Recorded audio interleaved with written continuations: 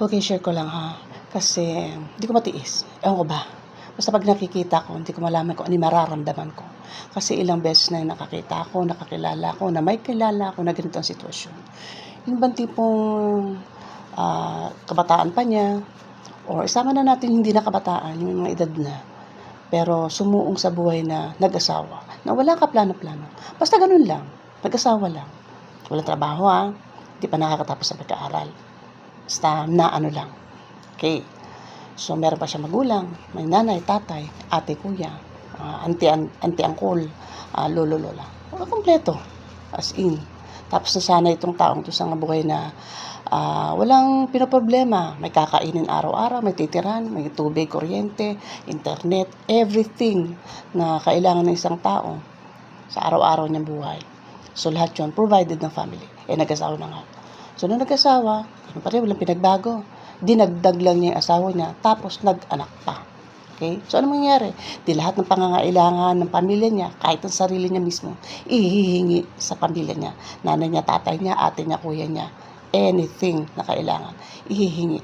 Puti sana kung nagsasabi ng pautang, pero hindi. Yung direct na sasabing, pahingi. Oh my goodness, di ba? Nagpamilya ka, nag-anak-anak ka, hindi ka marunong gumawa ng pera, pero marunong kang gumawa ng anak, tapos pahingi. Di ba? Anong klaseng tao to mga to?